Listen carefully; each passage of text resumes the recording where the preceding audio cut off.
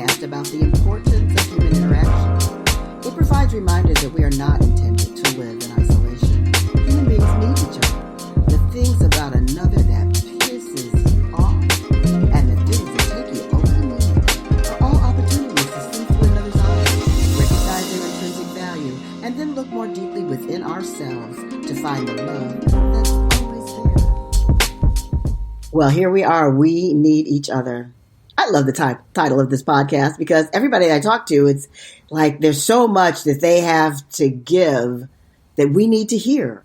And there's such an awareness of people need each other, especially in the times that we're living in now. When I go out and about, because I do go out and about being compliant, people are so wanting to talk and share and hug and, so these are really interesting times and I'm excited to have this next guest. My guest is Ralph Gustavo Zamora, is a DJ and community organizer from Los Angeles, California, who is committed to linking the elite knowledge of higher institutions to local communities.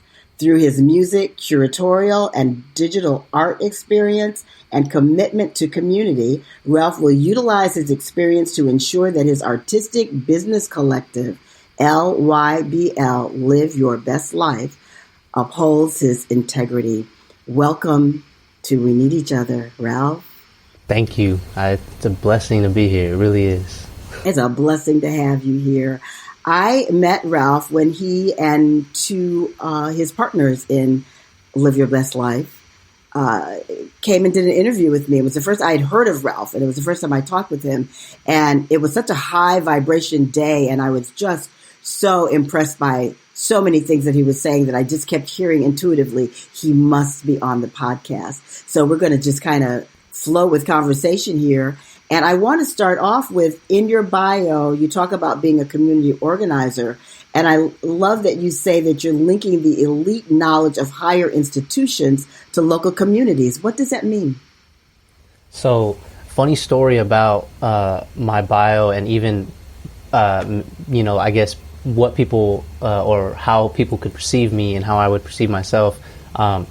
Me and my team, we're doing a lot of our you can call it kind of establishment. Like we're just establishing everything, all the stuff that needs to be out. And one of those included bios for individuals and who they are and what they're doing. Mm-hmm. And we're all 8 of us sitting here typing on a document all together. So we're getting through all the questions all together, working as a team. And my bio, I struggled with. I was on it for a few hours, and Kaylin, who you met, yes, and Tahiv, who you would eventually meet, and a few others actually ended up just writing it. And they were like, Ralph, you have a problem with identifying how you move in the world. I promise you, this is who you are. And I looked at it and I couldn't deny anything on there, and I probably wouldn't have worded it any different. And so in terms of the community organizer aspect, I'm very communal, and I don't even know how to explain that to me. I mean, the only reason, or to anyone, the only reason why I say it is because I grew up always being around a lot of people. I grew up always being involved with a bigger group of people. And when I went to this college, I was able to learn and understand self, they call it, perception and things like that, and kind of opened my eyes and made me realize that a lot of my experiences growing up and a lot of connections I have with people in the community growing up was valuable and had something to hold. And I didn't really understand any of that growing up because I was in it. I wasn't questioning it. I wasn't thinking. It was my normal. And so whether it be, literally there's people on the street, one individual is about to fight another, or someone is treating a homeless person wrong, I might step in, and I've been in many different kinds of confrontations, altercations, but usually they go out really smooth and calm. And then also on the organization side of being communal, I work a lot with low-income public high schools, which when I went to one, I didn't know that that's what they were called. So I went to the academic world, and so, helping, students and the youth in my community, and things like that. So it's kind of a combination of all of that and what a community organizer looks like. I've also been a part of a lot of Los Angeles protests and things like that and whatnot. Specifically, I was working with City Hall Sessions. They're a group who basically they give out food and clothes to the homeless in Skid Row, and we do a parade walk all around downtown.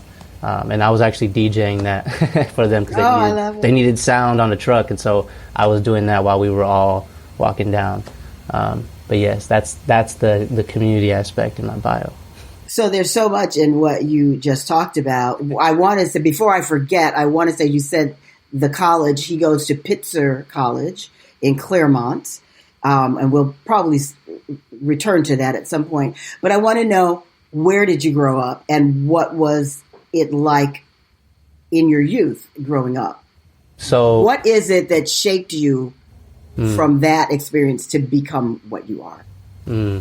I think a lot, but no, it's okay. It's perfect. I think, well, first off, it's really broad where I'm from, and it's funny because home to me right now, from what I can think and what I feel is a lot of locations around Los Angeles and the Inland Empire.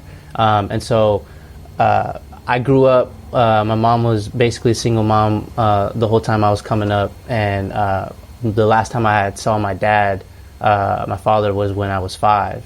And he was based in Riverside, and then a few times in Ontario, Fontana, and different parts of Inland Empire, and also in terms of Los Angeles, different parts of South Central.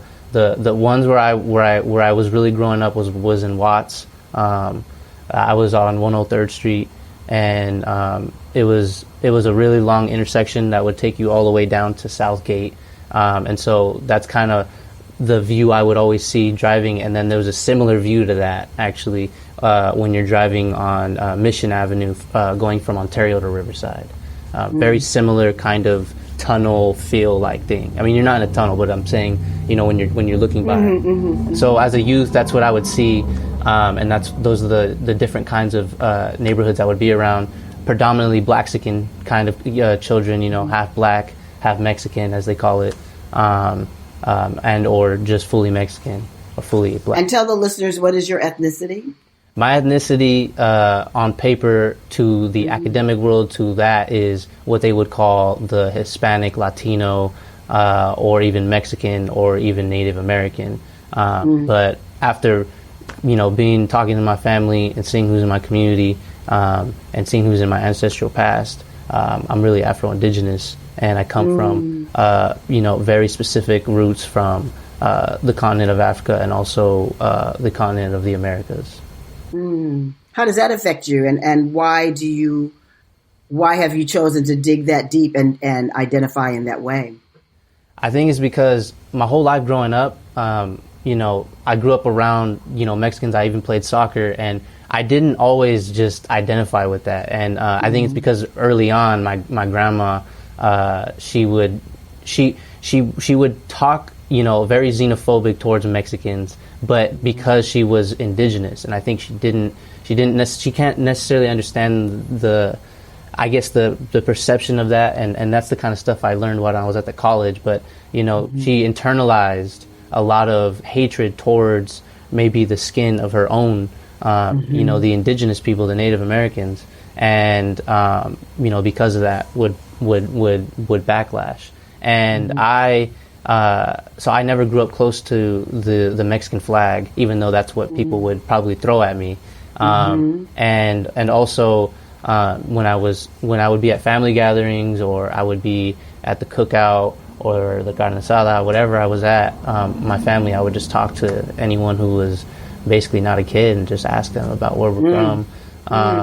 And I don't know, it was just always with me. I never thought too much of it. It was just normal. So I never really thought of that. And that self, I can't even think of the actual word, but I know it's perception. You thinking of your own individual experience. I didn't really do that, at least consciously or intentionally, until maybe I entered college. And before that, it was just what I was, what I like to say is I was ising, I was I was we, I was just this. I wasn't beyond anything else. I was inside the world. I wasn't holding it.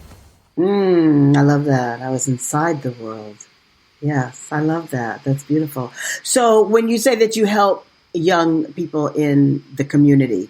In what ways? What do you do? So when I actually first entered college, one of my high school teachers, he would actually call me back to talk to the students. He wanted me just someone who looks like the kids in the class, someone who sounds like the kids in the class, and he's doing well. It's essentially the feel and the vibe that they wanted. And so I would give talks to classrooms, and then I started doing a few high schools in Los Angeles and the Inland Empire.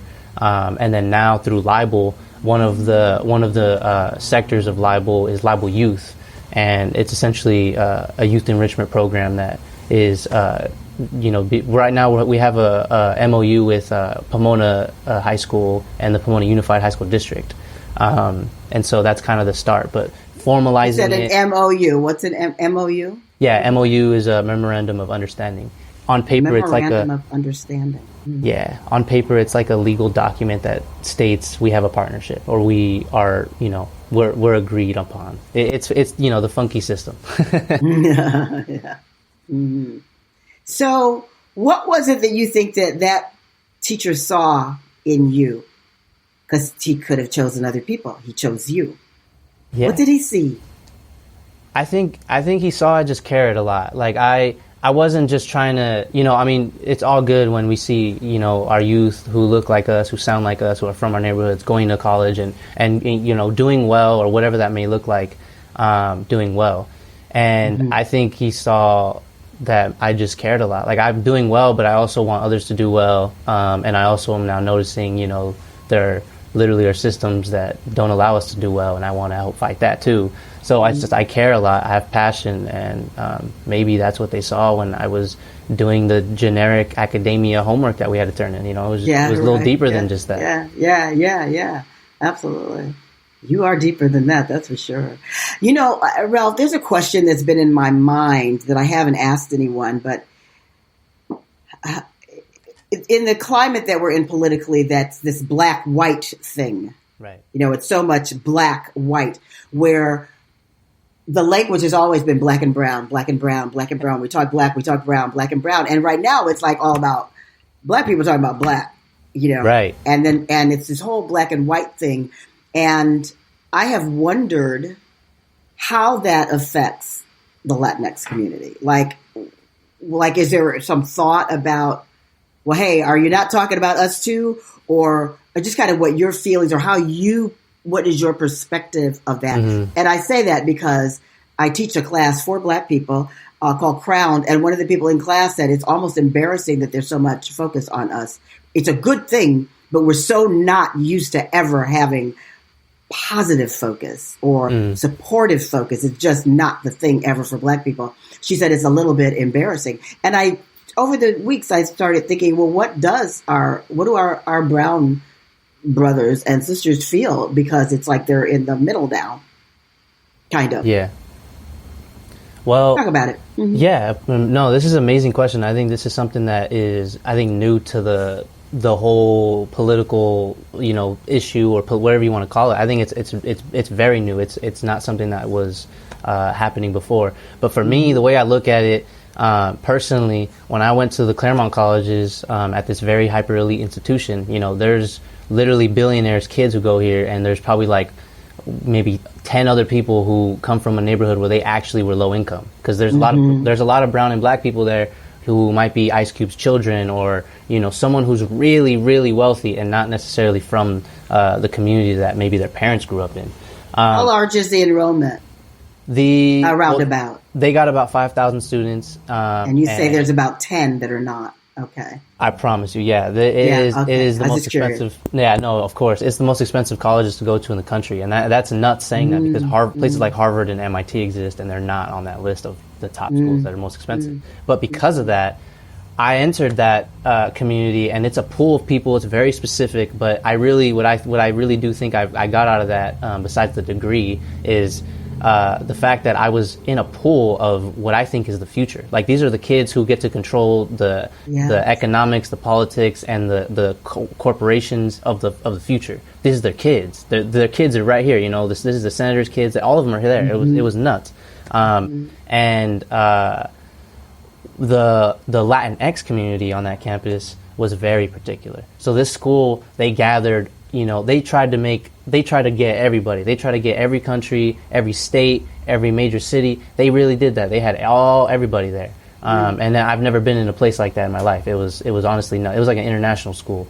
And they had kids who were Latino from all of the countries, or they from all the countries, but were United States. So they were Mexican American, they were Ecuadorian American, they were Brazilian American, but then also had people from Mexico, from Brazil, from those countries. So when I would attend those Latinx meetings, because they had LSU, they had BSU, they had all the different affinity groups, the ethnic group, groups on campus, which is interesting enough. I have my own take on that, and I think it's funny that places like that have that, because it is already establishing that, oh, you are not welcome here. We have to make a separate room for you so that you know that you're okay on this campus, because it's predominantly white and it's a lot of rich white kids. Sorry, I'm saying so much. But no, this is good. But basically, when I would be at these meetings, it was really interesting. To me personally, I didn't like them at all, because I felt that they were very anti-black, and I felt that they weren't necessarily getting to the problem. They were just like, how can we solve our issues, and how and it wasn't really including other people. And personally, of course, I could probably be in Mexico and blend in, but I didn't grow up around Spanish speakers that often. I wasn't around very many Mexicans. And I grew up more around black people, and my family is half black, half what is Mexican, but really indigenous. And so my experience, being at that school, I wasn't really the Latino that would fit the Latinx club. And being there, it always felt tense, and there was always issues within the Latinx group, because there's a hierarchy in Latino countries. You have Mexico is like the America of the United States, and then the rest of the countries are like the Mexico to the United States. And so there's a lot of interesting, xenophobic going from one country to the other. And then what my problem was, what they wouldn't understand or even like allow is, there would be black students who identify also, they're Afro-Latino, maybe there's I'm a black student who's from Ecuador. I grew up in a black body but in Ecuador, and so in my experience it might be different from, let's say, an experience of someone who was born in Jamaica or someone who was born in New York City. And so there was a lot of worlds that just they collided, and they didn't try to meet in the middle, or they weren't doing that. And so in terms of the whole thing, though, going off that campus and going into what's going on around the country and the world, I think I see just the media and the education system, any kind of system that gives out content for consumption for any of us. I see it being very targeted. It's the white, it's the black, it's the Latinx, it's the whoever it might be. And we internalize that as humans, and it shapes our psychology, and we become that. And I think it's being reflected that way, because for me personally, I can get behind most of the quote unquote left. I'm not really a big believer of this left and right. I don't really like that, and all the different, I don't call myself a conservative or a liberal or moderate or any of these things. But in terms of, it seems like the politically, the way the box is shaped is that on the left side, they apparently care about black people, and on the right side, they don't apparently care about black people. But even though we both know they both don't. But and just to make it simple, on the left side, I can really back any of the any initiatives or any kind of politics that's radical or extreme on that side, in the sense of, of course I believe Black Lives Matter, and it's much deeper than that. And I'm not really, obviously I'm connected to the Latinx issues, but they're not for me the priority or a priority relative to what I believe in and what I'm feeling, and that's really more the Afro experience and the indigenous experience, and what that's like. Because in reality, the way I see it is, you had, a few centuries ago, you have white people come to the Americas and come to Africa, and they were able to decide and choose what those bodies would do and could do, and that now shapes today. And so I really always try to ground other people who might be politically charged right or left, and not really thinking beyond that binary. And I always challenge them to remember where it comes from and where we're coming from and where our psychology that was developed by people who are on the top and got all the money. That's where all of this is started. And so they want the brown versus the black. They want that real bad. They want all the Latinos to start going against the black people. They want all of them to do that. They want black people to feel hatred towards the brown people. They want that, because then we won't be together and be able to really focus on what we're supposed to be focusing on. But personally, if I have to choose and all that, because I will take it there. I do think that some of the brown issues are kind of silly and aren't really as important, because I think that black people have a very specific experience. When you have melanin like that, white people already psychologically see you in a very specific way that they won't see brown people. They might see brown people in a certain way too, but I promise you that they look at the brown people with a little more, quote unquote, maybe what they would call sympathy or empathy than they could, because their skin color is closer. The approximation that matters to the white psyche, the approximation.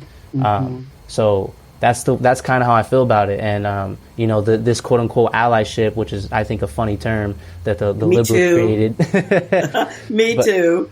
But whatever you might want to call that, or better words for it, I'm always there for my black brothers and sisters, and the Afro indigenous experience is the one that I can speak on, but I'll always be there for my brothers and sisters, and that's really all I have to feel and say about that. So it is true. I agree with you that it is intentional to pit black and brown people against each other. And I always try to preface this when I talk about the experiences of a black person as a black person, and the things that I have seen that have been put upon us by white people. I'm really always coming from a place of compassion and love and understanding, even though they are horrific, the things that they've done, because and I say that to say they are master manipulators. They're master manipulators. I have never seen anything like it. No one manipulates better than, in general, white people. Right. And so they have done a really good job of pitting us against each other. Is there a way that we can step back and resolve that? Because if we did come together, oh, how powerful we would be. Right. Rather than fighting against each other. Right. Is there a solution? I think there is, and what it is, it's understanding who you are and what we are. And what I mean by that is, for instance, I was talking earlier about the idea of Mexican, and like what I really mean by that is Mexico is a country, and that is an established nation, and that now is what we ethnically call those people who are born in that country, regardless of their skin color. Now, I'm mainly talking about now specifically maybe the brown Mexicans who might live in Mexico. Those people originally, they got brown, they're dark melanin skin. They are indigenous, they are not Mexican. And they forgot that they were indigenous, or that they don't know that they're indigenous because of this indoctrination, and conditioning from that nation. And it internalized them, and now they bring up their kids, and now I think I'm Mexican. That same thing could be applied to basically every country, and especially, though, to the indigenous people, the brown people of Americas, and the African people of Africa. And those nations, when I become Nigerian, when I become, Ghanaian, when I become these nations, I am now that ethnicity, I am now that nation. And I forget maybe some of the roots that are beyond the border, because some of those borders, there were indigenous people living on that border or among that border, and they were what you would call those countries. Maybe Mexico and Guatemala, they had tribes that were, they would move from that area. And so they wouldn't think of it as Guatemala or Mexico.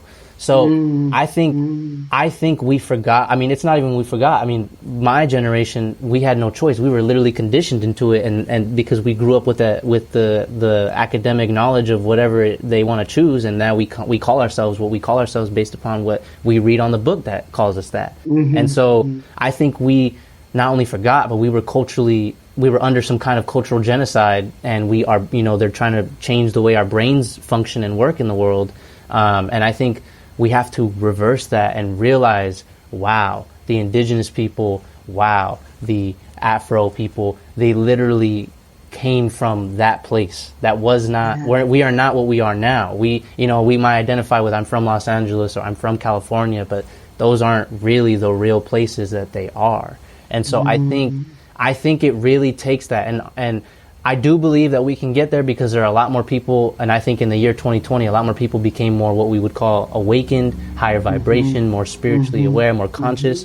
And obviously, it's the flip side. There were also more people who, unfortunately, who got very manipulated, very trusting, very, everything they were fed, they started believing more, and it made more sense to them, and now they are more trapped. But I do think, if we become more conscious of the self, and we keep striving that way, and pass this knowledge continuously to everyone who needs this. I do think the brown and black can come together more, maybe freely and easier, because now these barriers that they see behind them with all the little labels and all the little different issues that are politically and economically happening, we are now able to see past that and through it, and we know, okay, obviously there's paperwork that we have to put through the system or the business, but we know that outside the paperwork, what they want to see, that's up to us. We can work on what we need to be doing, but on paper we can be giving them whatever they want. In this sense, what I'm referring to by paper is, the degrees, the capital, the whatever is valuable to the system world. But outside that world, that is where I think we can really do a lot of healing and a lot of realizing. And for me, the reason why I struggle with my generation is because my generation really has lost with that. Because if I'm someone who is maybe 40 or 50 years old, I was able to see the kind of the whole pathway that happened and that occurred, and now my generation, we're born literally with a screen in our face, basically right when we're born, we have a screen in our face. And so that is really telling of, the control or the amount of control that these media, the education, anything that's content driven has. They have a lot of power, more than they've ever had. And so it's easier and more difficult to spread this information, I think. So that's the information that you're spreading. Right. And I think you are as well. I'm doing my best. Yes. And, you were talking about in 2020, there were people who awakened and became more enlightened. And then there were people, and it seems like the majority, but maybe it's not the majority, of people that just kind of drink the Kool-Aid and, get into the belief system.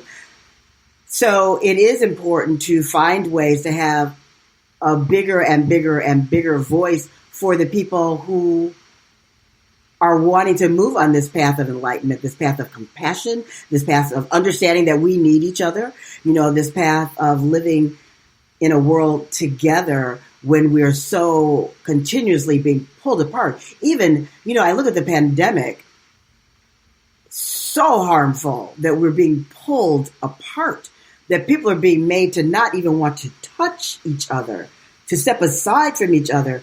It's all part, I'm going to say it, of the manipulation that I see, and that's why I say when I go out and about, people are so anxious. I have amazing conversations with people because they just want to talk, and if I ever ask anyone, can I give you a hug? They say yes. No one says, oh no. People are just really wanting to engage with each other. And I find that for the vibration that we put out, walls drop. People open, their hearts are open, they align more with their compassion.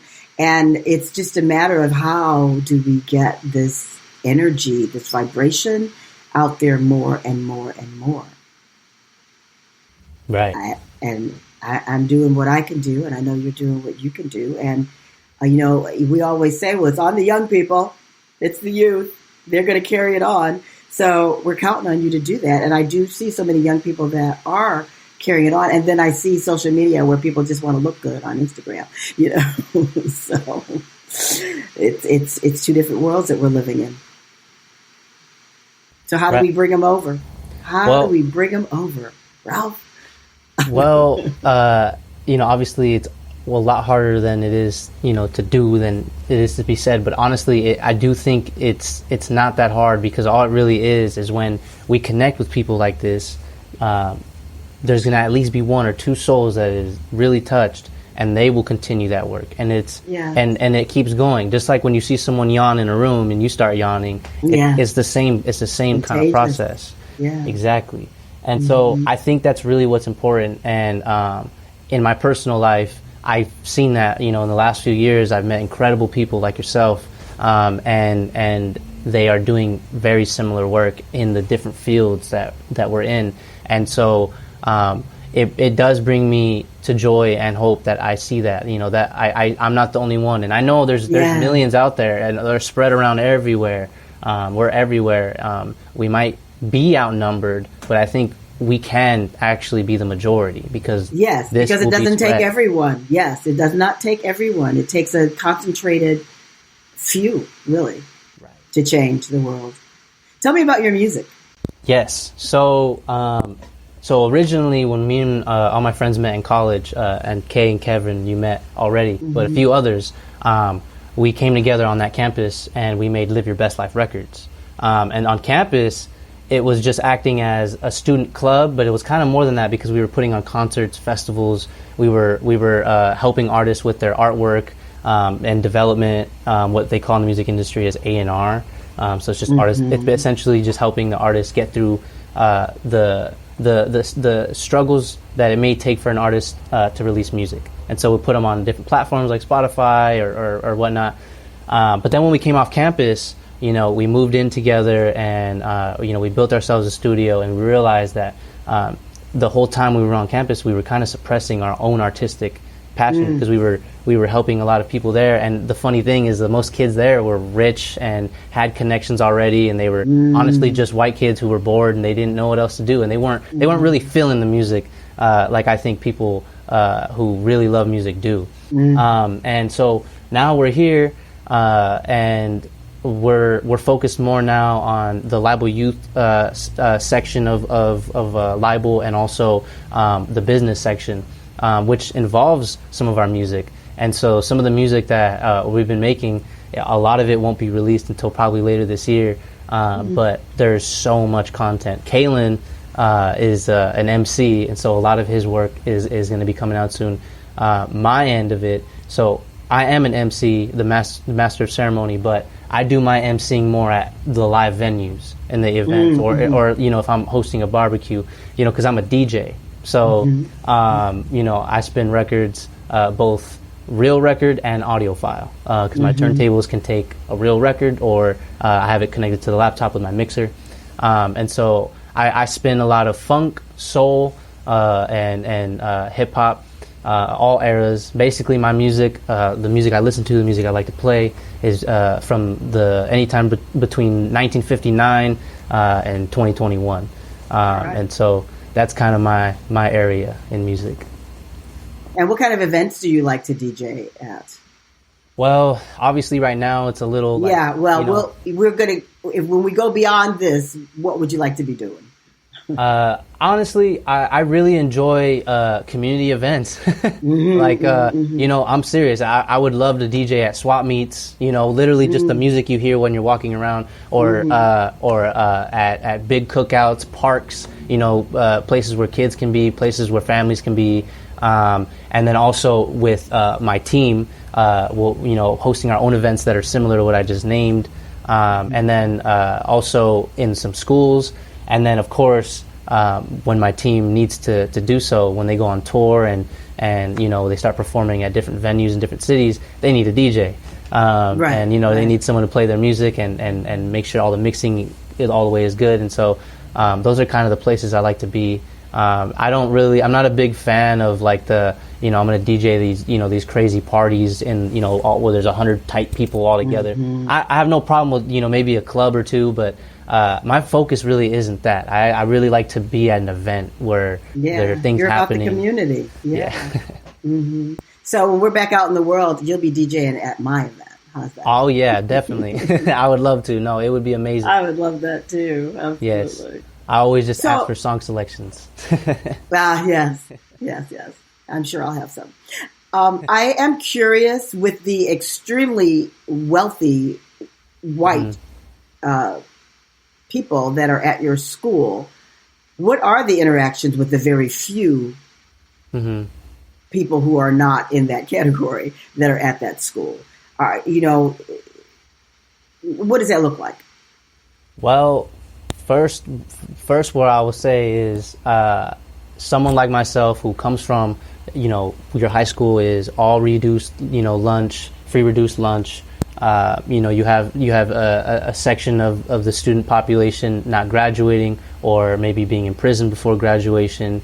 All of these different quote unquote statistics in low income public schools and in urban neighborhoods, as they call it. Those kind of kids like myself and people in our neighborhood we're not necessarily aware of all of what privilege really is and what it really brings you, because what I learned when I went to that school, first off, I heard the word privilege. I learned that immediately when I went to that school. Because there were kids there who were talking about it, and then there were kids who were denying it. So it was a whole thing. And I think that right there already is the beginning, because privilege is being almost like you're taking for granted your experience. You don't even understand or realize how much you have.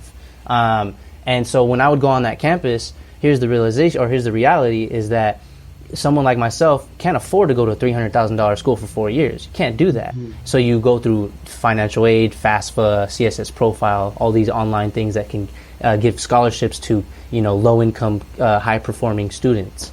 And so I did pretty well in high school, and I was involved in extracurricular activities, and schools like that want students like that. And so I found out that I was going to get into college my senior year in high school, and I'm grateful for the programs that those low-income schools had, because there were teachers who cared, and they saw and they're like, Ralph, there's Pitzer College. It's literally really close to home.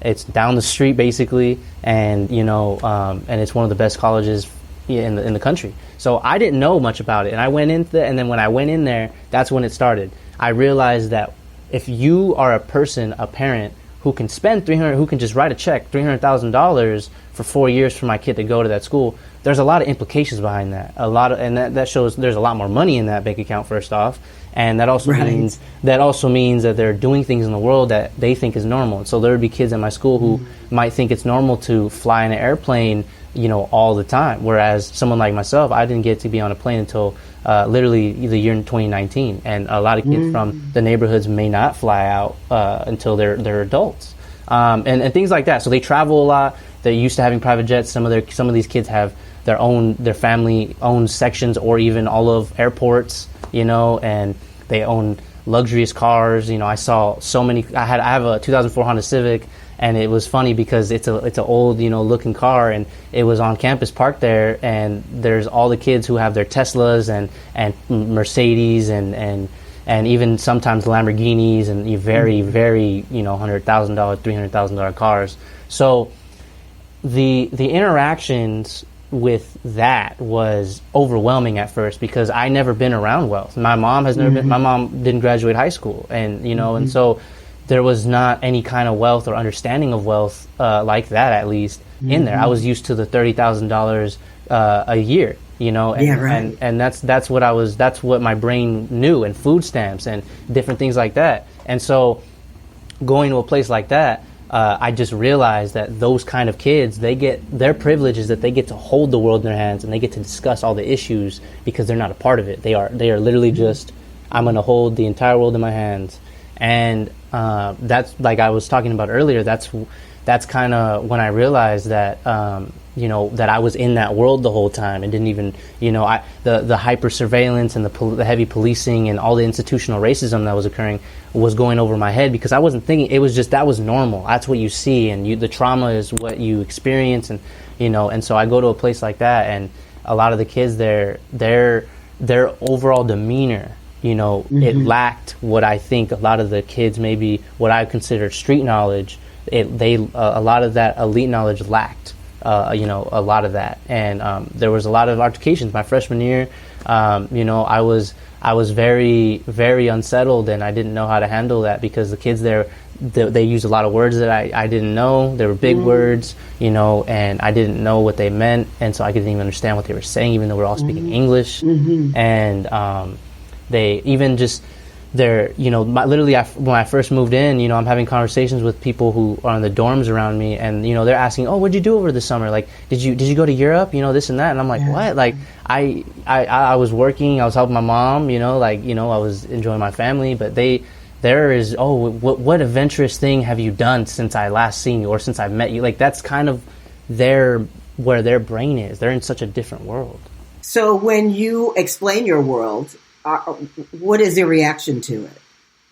Well, I don't really. The reaction is very. It's interesting, but some will cry, some will be very confused, or they've never heard that before, so they're shook, But the conversation doesn't really start there. It starts from, like I was saying, like how they're in a different world, so it kind of have to bring them down into the point where eventually the whole conversation is just about grounding them. Essentially, do they allow that grounding? Does that grounding actually generally take place, or for the majority does not take place, or do the majority of those people even engage with you at all?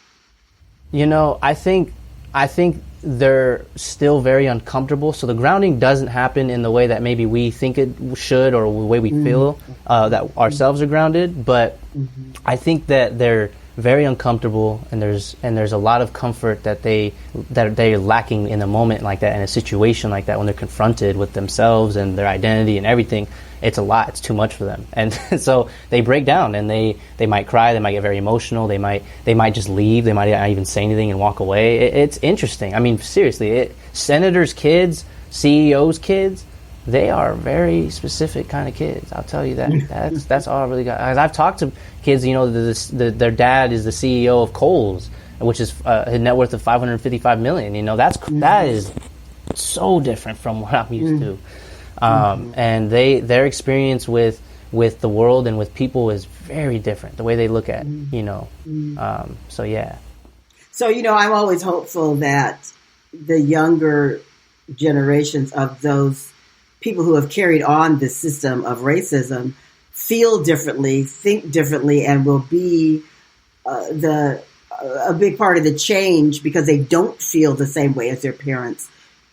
Do you find that they are just in lockstep with their parents and their thinking and that whole lifestyle? Or do you feel that they do have some desire to understand the world as it truly is, beyond their privilege, and want to make some kind of a change? Do you have any thoughts about that? I think they're in some kind of in-between stage, because they don't agree with their parents, and they definitely have had issues with their parents. And I've even had conversations with kids literally are like, me and my father won't pay my tuition anymore because me and him disagreed on a certain aspect of politics. Like, or they found out that their dad, like most of the CEOs and politicians in the world, was involved with human trafficking. And it's like, oh, I have a weird relationship with my dad now or my mom, because they're profiting off of human trafficking, or they are literally giving money into it. So you're saying the majority of CEOs and those people are involved in human trafficking? Well, I would say something that you've realized. I've realized that, and I would say that only because there's one fact, and it's a simple question: who can afford a $500,000 white child or black child? Who can afford a $750,000 woman? Who can afford that? And ain't nobody going to be on the street who's causing gang violence or any of these other things that they want to label us as. It is only these people.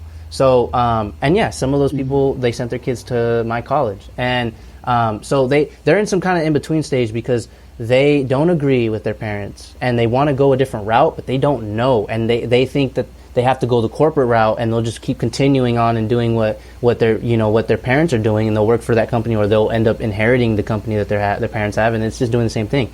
But I will say, this is me coming from not being around rich white people my whole life, but it seems like my generation, there's a good amount of them who are definitely, at least the bare minimum, are saying and admitting that they have some kind of privilege, and they are, there's some kind of steps to work on whatever the plethora of experiences that they need to work on, because every white individual, I mean, they all are the same in some areas, but they're all very distinct and specific on kind of what kind of internalization or trauma they caused or inherited.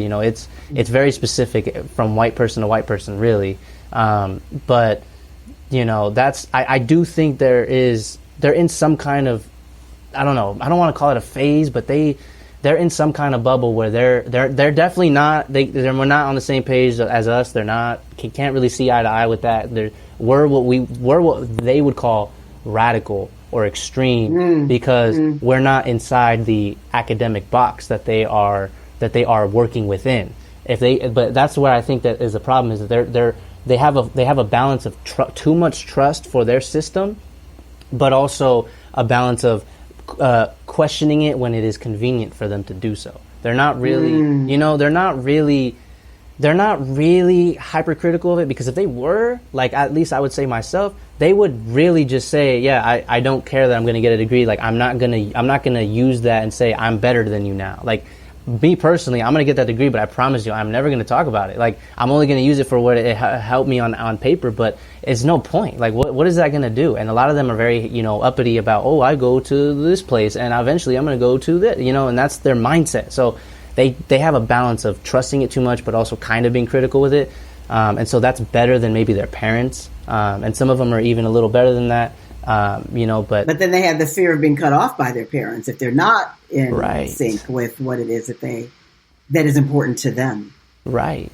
Yeah. No, because their parents, will support their entire housing, their food, their tuition, everything. Right now in the pandemic, as all this is occurring and we're on Zoom, in class, a lot of these kids, their parents, what they ended up doing was they purchased homes for them, and in a college city, and they are able to, do their online schooling there with everything paid for and everything fine.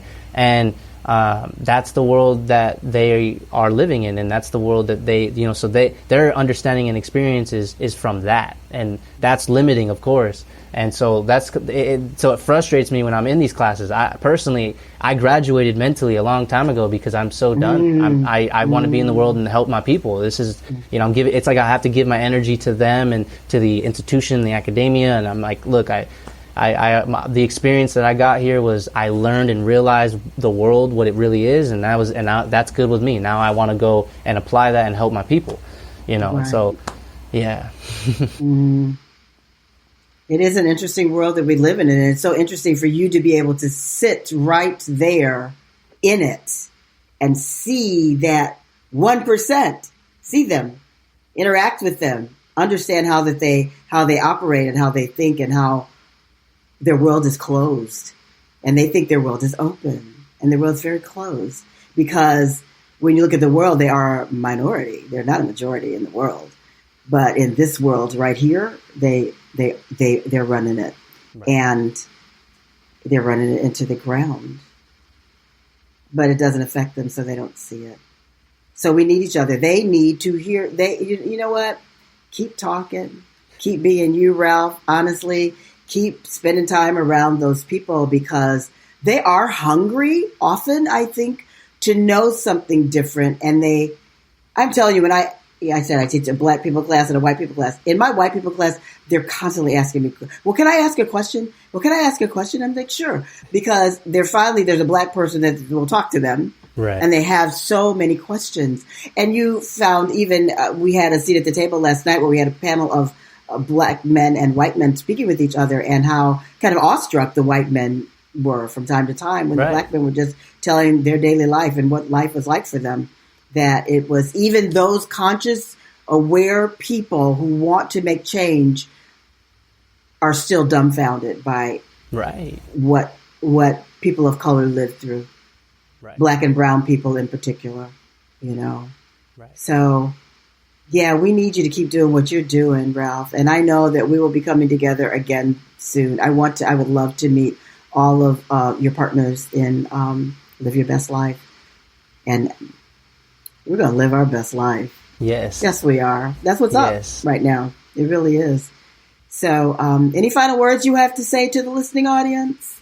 I mean, if you are someone who is also struggling in this world, particularly in with some of the stuff we're talking about, I hope that this conversation put something in your mind and gave you something to feel or think about, or now you can expand on something that you were working through or trying to understand further. But really, it's just a blessing to be able to be a part of this entire process, and it's beautiful to be alive, and I thank the universe for that every day. And those of us who are alive right now are here for a purpose. Yes. There's no accident that we're here. Yes. So absolutely, yes. One of the things that you said is, identifying with your indigenous roots is key. It's so important, rather than identifying with what someone identified you as. Right. To really go back and understand who you are. And that's how we really have self-love and respect for ourselves and our people, and really understand who we really are, and that we can move forward in a more beneficial way. Right. I thank you, Ralph, for taking your time out of your very busy schedule to be here with us and to speak your wisdom. Thank you. Yes, yes.